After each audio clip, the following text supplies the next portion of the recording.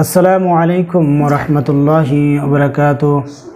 إن الحمد لله والصلاة والسلام على سيد المرسلين وعلى آله وأصحابه أجمعين. أما بعد فأعوذ بالله من الشيطان الرجيم. بسم الله الرحمن الرحيم. رب اشرح لي صدري ويسر لي أمري واحلل عقدة من لساني يفقهوا قولي. صدق الله المولانا العظيم. সম্মানিত আশিকান জাকিরান মুহিব্বান, আপনাদের উপকারের জন্য উপকারার্থে আমি সুন্দর একটা আমল নিয়ে উপস্থিত হয়েছি। এই আমলটি হলো, স্বামী তার স্ত্রীর অনুগত না, স্ত্রী তার স্বামীর অনুগত না।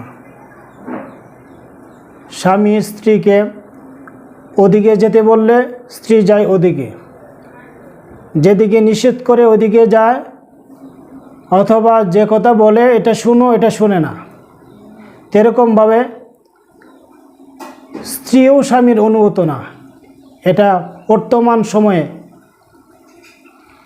একটা বিষয়, খুবই জরুরি বিষয়, যে স্বামী স্ত্রীর মধ্যে মহব্বত নাই, অমিল, সংসারে অশান্তি লেগে আছে। এই জন্য এই বিষয়ে গুরুত্বপূর্ণ বিষয়, এই জন্য এই বিষয়ে আমি সুন্দর একটা আমল নিয়ে উপস্থিত হয়েছি। আমলটি একবারে ছোট্ট আমল। যদি আল্লাহর প্রতি বিশ্বাস রেখে কোনো স্বামী যদি তাকে স্ত্রীকে আয়ত্ত করার জন্য, অনুগত করার জন্য এই আমলটি করে, ইনশাআল্লাহ তার অনুগত হয়ে যাবে। দৃঢ় বিশ্বাস রেখে ইনশাআল্লাহ এই আমলটি করলে অনুগত হয়ে যাবে। এবং স্ত্রীও যদি স্বামীর প্রতি দৃঢ় বিশ্বাস রেখে এই আমলটি করে, স্বামী তার অনুগত হয়ে যাবে ইনশাআল্লাহ। তাদের ভিতরে মহব্বত, ভালোবাসা অনেক বৃদ্ধি পাবে আল্লাহর একান্ত ইচ্ছায়। আমলটি কিভাবে করবে? স্বামী তার একবারে অনুগত হচ্ছে না, স্ত্রী চিন্তা করবে যে আমি কিভাবে তাকে অনুগত করতে চাই। এবং তেমনিভাবে স্বামী যদি চিন্তা করে যে স্ত্রী আমার অনুগত হচ্ছে না, কিভাবে সে আমার একান্ত অনুগত হয়ে যাবে, আমি যা বলি তা শুনবে, তাহলে সে আল্লাহর প্রতি আস্থা রেখে এই আমলটি যদি করে, ইনশাআল্লাহ সে সফলতা লাভ করবে। এটি হলো আল্লাহ কোরআনের সূরা বাকারার 165 নম্বর আয়াতের একটা অংশ বিশেষ। খুব ছোট্ট আমল, ছোট্ট আমল, একবারে করা একবারে সহজ। সেটা হলো ইউহিব্বুনাহুম কাহুব্বিল্লাহ, ইউহিব্বুনাহুম কাহুব্বিল্লাহ।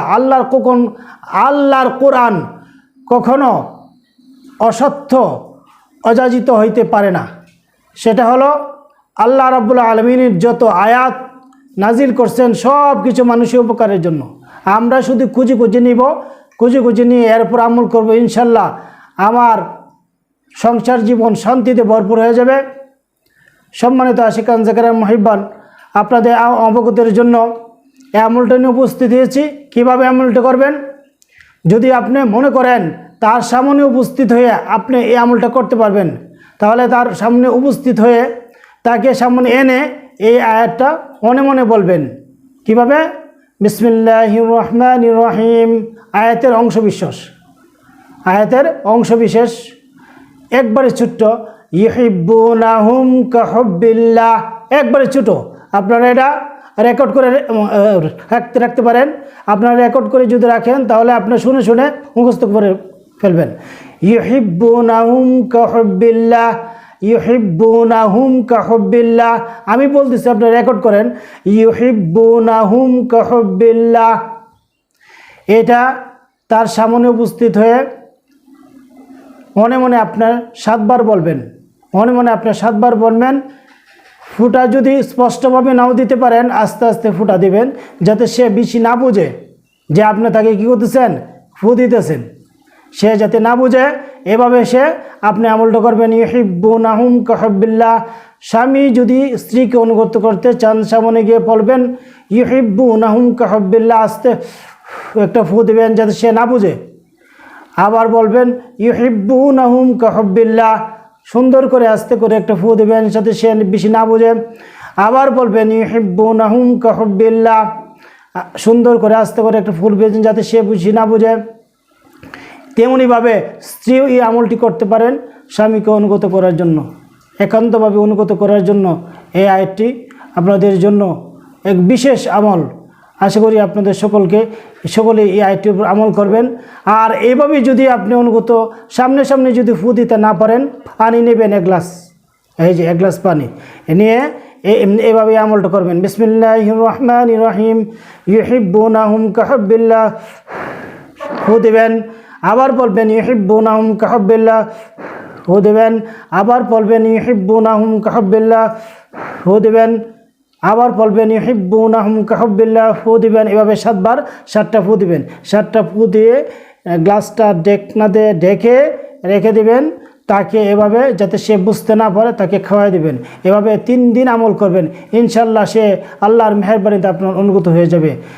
সুপ্রিয় আশিকান জাকিরান, আপনাদের সকলের জন্য এই আল্লাহর এই আয়াতগুলি আমি উপস্থাপন করছি।